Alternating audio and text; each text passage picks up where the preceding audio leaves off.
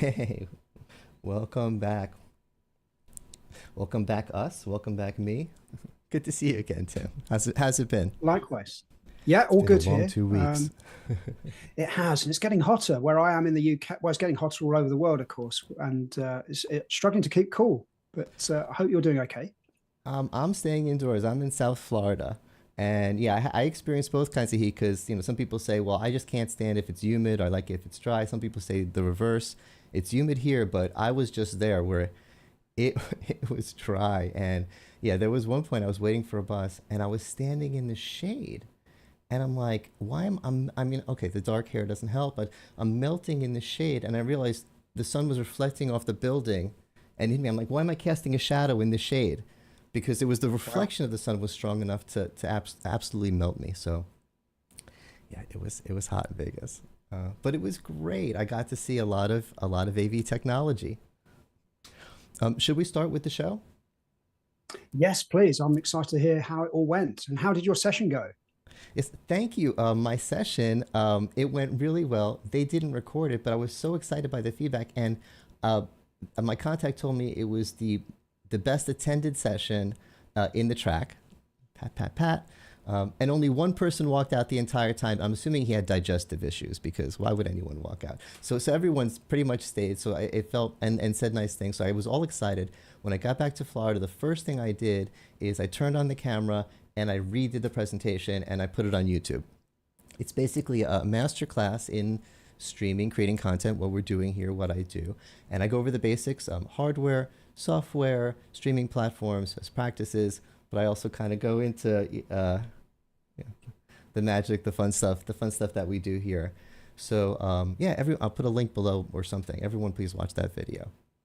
Oh, and one more thing, Excellent. I learned as I returned that the webinar track, the Avixa's Power Hours, won an award at Rave. We won the best educational and training series. That's a lot more than me. That's a whole team, but very proud of that. Excellent. Superb. Well done. Yeah, thank you.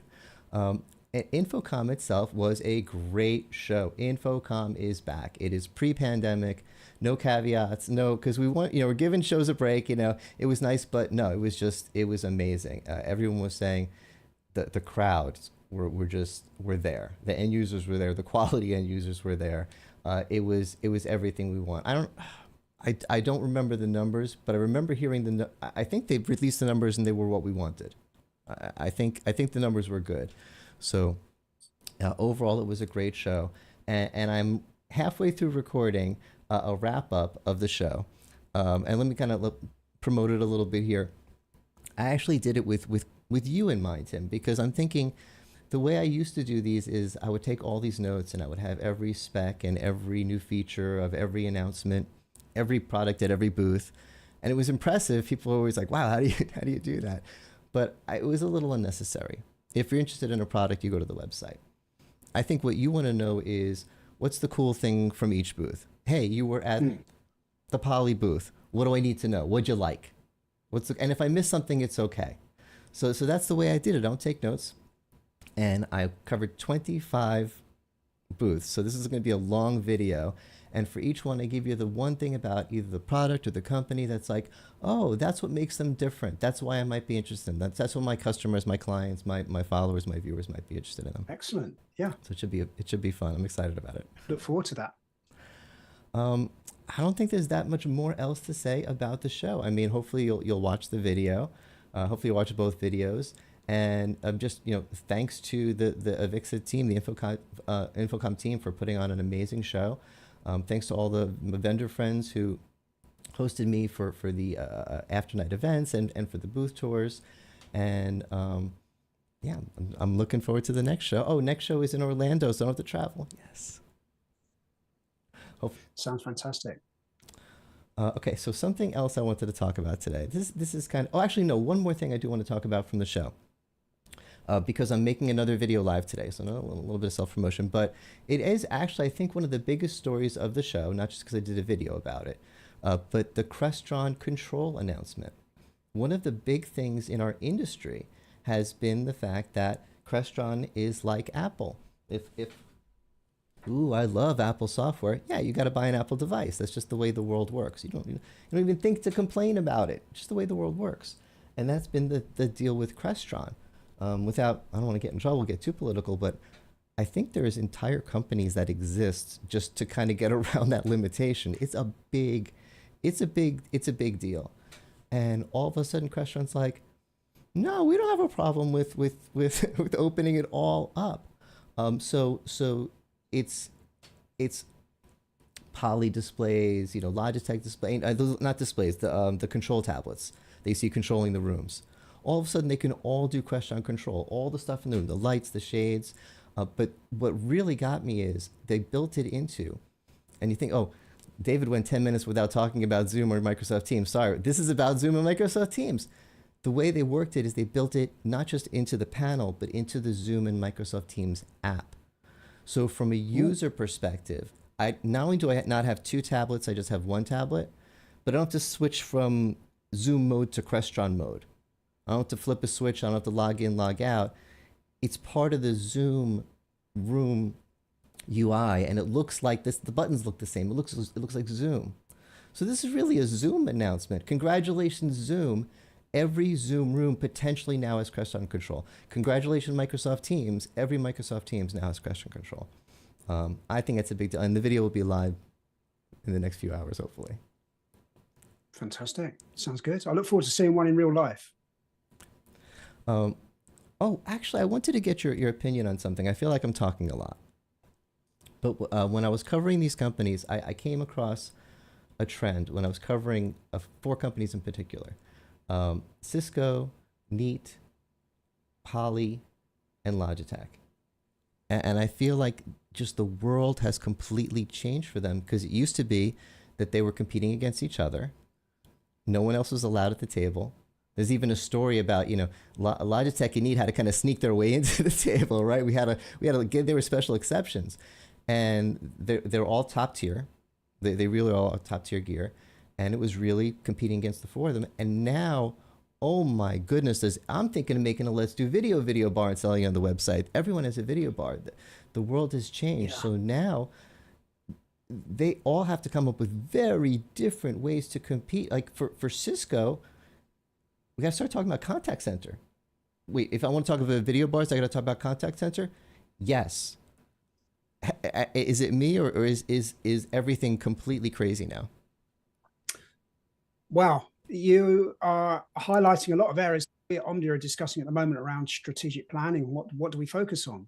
Because my colleague Prachi, she's done a really good job as looking at segmenting devices, and by far video bars are, their growth is incredible. So everyone's capitalizing on that growth and jumping in on the bandwagon. And you'll have some video bars that will be horizontal, some that will be vertical. By and large, they're very much of a muchness. So sometimes you sort of think, how else are they going to be differentiated? Are they going to be differentiated in terms of the management information they can offer you? So can they look at room occupancy? Are there additional sensors you can put in there? What is it like to administer from an IT perspective all of these devices that are out there? The way I'm thinking about it at the moment, the UC market is very clearly sort of split up into connectivity. So it's either going to be a SIP trunk, because everyone's switching off ISDN at the moment. So it's going to be SIP trunks and mobile and Wi-Fi. And we talk about business mobile convergence with Microsoft Teams Phone Mobile and WebEx Go and Tango Networks offering those corporate mobile devices that can be actually managed on your own device with the likes of eSIM technology. So you've got connectivity, then you've got all the services, all the UC services, the contact center services, and what we call multicast, which is the blending of unified communications and contact center on the same platform with a single data layer. Then you've got all the devices. So we largely think of it in three categories. But going back to your point, contact center is an interesting area, because for both UCaaS and contact center to grow, because they are pretty much mature markets, in order to grow, they are infringing on each other's, they're going over the lines of demarcation. So we're seeing UC vendors adding contact center capabilities, and we're seeing contact center vendors adding UC capabilities. So this is this whole new world of multicast, and you'll have some that will partner. You'll get UC vendors will partner with contact center vendors. Contact center vendors will partner with UC vendors. Then, of course, you're getting other vendors like Cisco, like RingCentral, like 8x8, like Zoom, that are bringing it all together as a multicast offering. So this whole world is sort of unifying, to coin a term, around multicast, and it's going to be an interesting trend, and one that I think vendors will be quickly capitalizing on. And of course it makes sense to me because it's all the same technology. If you're good at pushing audio through the network, you're going to be good at phone. You're going to be good. You'll be able to figure out video. You're going to be good at contact center. It's all the same, and to have it all on the same platform makes sense. But I'm just surprised that of all the different elements of the platform, I kind of thought, okay, there's some things about Cisco's contact center that we really like, that are really compelling. So, okay, maybe Cisco leads with contact center, and maybe Zoom is going to kind of lead with meetings because that's what they do, lead with meetings, and they'll sell contact. But no, Zoom is like, contact center is a lead for them. It's not a tag along for them. Contact center is a winner for everyone. Like no one is. Like no one is like, yeah, we also have contact center, it's okay. Like, contact center is become the center of the discussion for everyone, more than I expected. You're right. Yeah, you're right. And if you think back to Zoom, they were looking to acquire Five9 at the time, but that didn't go ahead, and Zoom decided to build their own, and they did it fairly quickly. So the barriers to entry are quite low. You can capitalize, you can build upon hyperscale providers. You don't have to build your own data centers out. You can use GCS, Amazon Web Services. You can use Microsoft Azure and spin up your own contact center offering or multi offering around the world pretty quickly. And with all those connectivities, because trunking providers integrate with all of those hyperscale providers as well. So it really is going to be an interesting ride. And I think that, stepping into that market adjacency is a really good move forward. I guess, of course, you need to then think about, if you look at a true contact center, there's going to be elements there like social, the social medium integration that you'll have with the contact center. So reaching out via Messenger, Facebook Messenger, X or Twitter, and also WhatsApp, looking at sentiment analysis across the whole lot. The workforce automation, workforce management are also dedicated features that you might not find in a multicast offering, but we're going to see this coming together of all of these features and capabilities. Great for enterprises because, of course, you can join the front office with the back office. So those people that take the client calls can then pass it off to second line support without you having to then send people an email or send someone another chat saying, quickly look at this case. It can all be handled in a first call resolution sort of way. So very exciting time for enterprises. Definitely an interesting time for these two traditional markets coming together under a multicast offering. Yeah, actually, you touched upon some things.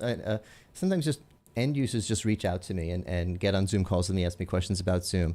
And I spoke with a gentleman recently. He had a lot of questions about Zoom, a very cool guy. And I want you to validate something that I told him, just make sure that I got it right. Because we're talking about the Five9 thing. And he was saying, sometimes when a company decides to do look at the other way, a contact center says, we're going to make our own video. Sometimes it's functional. It's not bad, but it doesn't have all the bells and whistles of WebEx, Teams, and Zoom. And so his perception is, so when Zoom didn't get Five9, which everyone has a very good opinion of, decided they're going to do it themselves, was it like, okay, yeah, we made it, it works, it's a contact center, or is it a fully competitive on par? And I'm like, my impression is the amount of features that they put into that contact center blew everyone away. Like the people that are sitting in the room with me that know contact center better than me were like, it was hundreds and hundreds of features. And maybe I'm wrong, but my understanding is Zoom Contact Center is competitive on its own. It is that it's not playing catch up. You know that better than me. Is that? I think that's a fair statement. And the other interesting thing as well, of course, is RingCentral I believe they used to partner with Zoom for the meetings part of their offering. Then they decided that they would do it themselves. And now RingCentral has got a very good meetings capability as well. So what we're seeing here is traditionally in the UC market, most people used to partner. Now we're seeing a lot of people saying, you know what, we'll do it ourselves. And I think that's great because it allows you to grow, develop, and build upon a platform and really learn from all of the mistakes that you make and all of the wins that you get as well. You're learning along the way, and that institutional knowledge is really, really important. Sometimes you can be, if you look back to Cisco decades and decades ago, they had a very successful acquisition strategy. And I believe at the time, John Chambers said, I'll be very pleased if 5 or 6 out of 10 acquisitions are successful. Some were successful, some weren't. But that was Cisco's model, developed through acquisition. And they did that with Cloud Cherry in the contact center space recently. You've got others that have decided to grow it themselves or develop it themselves. Whatever strategy works, I don't know which one's better, which one's not. But what is surprising to me is the speed and pace of this innovation and the way in which you can bring this functionality into the platform very, very quickly. Yeah, there's advantages either way. I mean, look at a good example for the events platform. Zoom decided to in-house build Zoom events. Cisco acquired Socio. Advantage for Cisco, they got it working immediately. They had customers. It was up and running. They didn't have to develop it. They just had to integrate it and kind of turn it into a WebEx thing. Advantage for Zoom, it was a Zoom thing from the ground up. I mean, it really works nice with all the Zoom stuff. Like you're saying, it's part of the platform. There's a lot of it inherited. I mean, it's just obvious advantages of doing it yourself, especially if you have a good development team. If people like the stuff you make, make more of your own stuff. So there's advantage, and it depends on the situation. Yeah. On the other hand, Zoom did not build WorkVivo. They acquired WorkVivo. It made sense for obvious reasons. And Cisco acquired a company ages and ages ago. Maybe they were too quick to acquire them, a company called Postpath, and they did hosted email and calendaring and integrated with Microsoft Exchange. Unfortunately, that didn't develop into anything, and I believe that was end of life. But then you've got Zoom that have developed email and calendaring themselves. So you sort of see these acquisition strategies. Some timing is right with regards to market entries. Sometimes, you innovate too quickly and the market's not ready for it. But I think the biggest trend at the moment is this CCaaS and UCaaS coming together in the form of multicaaS. I think that's the biggest trend to watch at the moment. And then you're going to get all the device manufacturers will be adding new capabilities. I don't know, maybe I'll be interested. Did anyone mention AI at InfoComm in terms of endpoint compute for video bars? Or, I mean, what's the story there? Any innovation? AI is a big part of every discussion. But real quick, David Danto just chimed in the chat. By the way, I'm not saying I'm the only person who can do this live on YouTube, but I've never seen anyone else do it. And if anyone else can do it, I want to be their friend. The last person who chats, if anyone else is in the chat, I make their avatar. This isn't just David's avatar. It's the last person who chat. But we're talking about events, and David said we're using neither Zoom or Cisco events for your broadcast today. We actually are using Zoom. We actually are using Zoom to make this happen. That's how I'm bringing you in here. No, we wouldn't. It wouldn't make sense to do this event because this is a one-time thing. But if I wanted to do a Let's Do Video online summit where I had more than one webinar in a day, I would absolutely use one of those platforms. Absolutely. Because I've done that before. And the way I did it before was I made a page on my website, letsdovideo.com/2000 summit. And I just had links to the webinars at the certain times. It worked, but come on, that's not the right way to do it. You got to use an events platform for something like that. I'm sorry, but what was your question? I distracted myself. No, not at all. It wasn't a question. It was just reiterating the fact that multicaaS is going to be the area of growth for contact center and UCaaS because they're market adjacencies and people will be chasing after the same sort of install base of enterprise customers, I think. Yes. And the customer I was talking before who had the questions about Zoom, one thing he kept coming up with, he's such a fan of Zoom Workplace. He's like, I open the app in the morning. It has everything. So that what you're saying, that the vendors are right to be going for that. It is resonating, at least with this one guy. But it's not, obviously, it's not just this one guy. But speaking of one more thing before we leave this topic of platform, this seeds in my head now and I can't let it go. And I'm like, have we talked about this before, or is it just a new thing? Zoom CRM. I mean, We it did seems, discuss how that could they before. not? I mean, How could they not? The tab, it just belongs there. Oh, is it me? yeah, I think that will be the next, once you've got the multicast platform, it makes sense to have CRM, because then you've got the back office people that can say, oh, I spoke with this customer, I spoke with that customer. You've got the front office people sort of, and the sales people saying, well, yeah, I spoke with that customer too. You've got a collected, group of, you've got all of that data, all of that information in a single, on a single platform. CRM seems to be the natural fit there. And of course, we discussed it last time with Zoho. Zoho clearly offer that. I have a feeling that Microsoft should or can do a better job with integrating Microsoft Dynamics with Teams. And I guess the Qs app in Teams is Microsoft's foray into the world of contact center. So this, over the next few years, will develop into a very interesting market. But I have a feeling that UCAS and CCAS will be terms that we don't use 5 years down the line. It will be multicas, and it will just all blend into one platform. Well, part of the problem is Kelly Perkins, who is in our chat. I can't believe this actually works. I'm sorry, I just need to brag. This is such a great trick. Kelly Perkins made a point, which is actually part of, I think, this whole Zoom CRM discussion. What she said is, CRMs are such a pain in the butt. And they are. That's part of the problem with them is Salesforce is, yeah, it's super powerful, but what a what an overpriced, bloated beast. Am I going to get in trouble for saying that? It's been a while since I used it. Maybe they fixed it since I used it. But when I used Salesforce, it was an overpriced, bloated, complicated beast. We had to hire another company to come in and set it up for us. And I'm good at that stuff. I was not happy. And there's others that are okay, that are nice, but there isn't a CRM that people love the way people love Zoom. I feel like back when like iPhone 3 or 4 came out, there started being rumors of an Apple car, because people were like, we love everything that Apple makes so much, make us a car now. I feel like we need that. Kelly Perkins, they're so complicated, they're so hard to use. Yeah, I want a Zoom friendly, everyone loves it CRM. Well, there are ones out, there are some smaller ones like HubSpot and others. That there are people that are actually using Airtable and Smartsheet and other sort of platforms to mediate across all the different data sources and integrating to that. So I have a feeling that's the way that most vendors will go. Yeah, I use just HubSpot. feel I that like it. HubSpot's good. I Sorry, have go on. nothing terrible to say about it. It's a good product. But I'm not doing backflips with it. You know what I mean? It's good. I mean, but it's a completely separate universe. It's not at all integrated with my Zoom.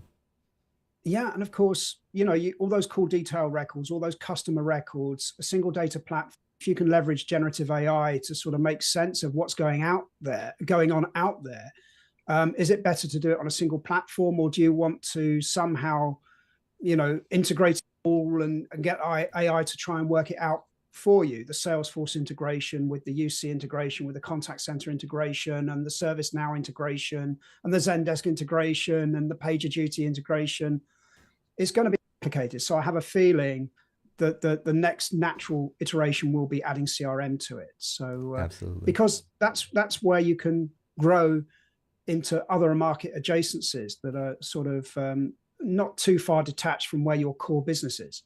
Yeah. And it ties into something you were talking about before when I got distracted. You're talking about AI on the edge. And that's a whole, we don't have time to get into it, but this is happening. They're going to make us buy bigger, smarter computers, because instead of just having a CPU processor and a GPU graphics processor, we're going to have an AI processor. They're going to make us do the work. They're not going to, Zoom and Microsoft doesn't want to pay for all them server farms. So we're going to have to get beefier AI computers. And if my AI magic is running in my computer right here, then yeah, then I want my CRM and everything else all on the same local platform. That's where my AI is. That's where I want. That's where I want all Yeah, that and we're stuff. seeing that with we saw that with the Apple announcement, putting AI within the platform, so you don't have to go up to the cloud and interrogate, your generative AI up there. We've seen, Microsoft announce a Copilot button on new PCs Yes. as well. So it's all happening. Yeah. How dare they? Oh, should I do this? I've been saving this for a video, but all right. If anyone if anyone is thinking, David is, when he talks about Microsoft is sneaking teams into this and sneaking teams that, if you're on a Windows computer, actually, Tim, don't do it because I don't want your Zoom to pop up and down. It might mess you up. But if you're if you're watching this and you're on a Windows computer right now, hold Control, Shift, Alt, Windows. It's 4 buttons. You got to make like a little claw with your hand. And while all 4 of them are down, hit T and tell me what just happened. And then try it again. Control, Shift, Alt, Windows, and hit L and tell me what happens. I don't know if there's enough people in the chat. I'm gonna have to give it away. Teams pops up. Team just pops up. It's just in there. It's just in your computer. And the other one, the L, LinkedIn pops up. A browser open and takes you to LinkedIn. I feel that's just symbolic of the advantage that Microsoft has in this war. It's an advantage, but it didn't get past the EU Monopolies Commission, did it? So they had to unbundle Teams, or they're being forced to unbundle Teams part of Microsoft Office 365 subscriptions. So although they're the £800 gorilla, they still pulled into line by legislation and by they were stopped by there, oversight. but they're not stopped from the button. Everyone has a different AI, and they're going to have a Copilot button. On a Mac, Kelly's asking on a Mac. Yeah, Mac, that's the one place where they have no power. It's like, that's the safe zone from Microsoft. Okay, so should we get into my Twitter story? People are complaining about Twitter a lot for a lot of reasons. This is a very specific complaint about the functionality. They're getting something wrong. They changed the way something worked, and it's like, I thought it was broken, but it's been this way for a few days. This is on purpose. I've been obsessed with shorts. I've been doing a lot of YouTube shorts. I've been doing them on 2 YouTube channels, and they're both doing well. And I don't want to talk about this too long, but I have to admit, okay, this is the one time in my life I give up. I lost the war. I was at war with vertical video. Anytime I see someone recording, I'm like, turn your phone. I'm that guy. My screen behind us is vertical. Movies are vertical. My TV is vertical. My eyes are next to each other. The world is vertical. I mean, horizontal. You know what I mean? Landscape. I see everything in landscape. I want my videos to be in landscape. I hated vertical video. The reality is, people like to do this. People like to do this. So this is the new frame now. TikTok changed everything. The world, you win, I lose, I'm all in. I'm all in on vertical video. I'm reframing the way I do things. I'm going to start making a vertical feed of this show. And so I've been paying attention to how verticals work. And in particular on YouTube, because TikTok's bananas. And they get like 4 times as many views as my long form videos. So I'm all in on vertical, and Instagram is doing Instagram Reels, FaceTime has a thing. Everyone's doing a TikTok swipey. So of course, Twitter has an implementation of it. But here's the problem. The way it works is you don't select it. It's just, if you happen to watch any video on Twitter, it takes you out of Twitter and into this Twitter TikTok feed. And so if you scroll, it'll go to another video. It won't go to the next tweet. It'll go to the next video. You're in this video feed. That's okay. I think that's kind of like how Instagram works. The problem is, and no other platform does this, when the video you're watching, the 10-second video of the little puppy falling over, ends, it scrolls up for you and plays the next video. And then scrolls up for you and plays the next video. And as a user, that's a horrifying experience. Nothing should ever play without me touching something. I need to scroll before something plays. Also, I wasn't done thinking about that video. I wasn't ready to move on. That's not the way we do TikTok. The way you do TikTok is you look at something and you sit there and you giggle at it and you watch it 2 or 3 times and you think about it and then you swipe. My shorts, I have thousands of shorts now on my second YouTube channel, the ones with the most views, their average view time is over 200%. People watch them 2 or 3 times. They're 8 seconds long. YouTube loves that. YouTube encourages that. They want that.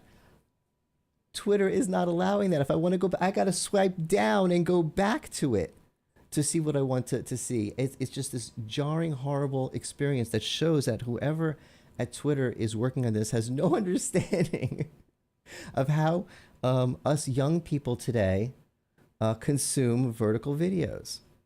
So that's my rant. Yeah, well, you've got to pay attention to the end user experience. It applies to both consumer and enterprise tech, doesn't it? Are you still on Twitter? I'm still on, but reluctantly. Well, I still call it Twitter, although I know it's called X, and I am reluctantly on, but trying more and more to get more on LinkedIn.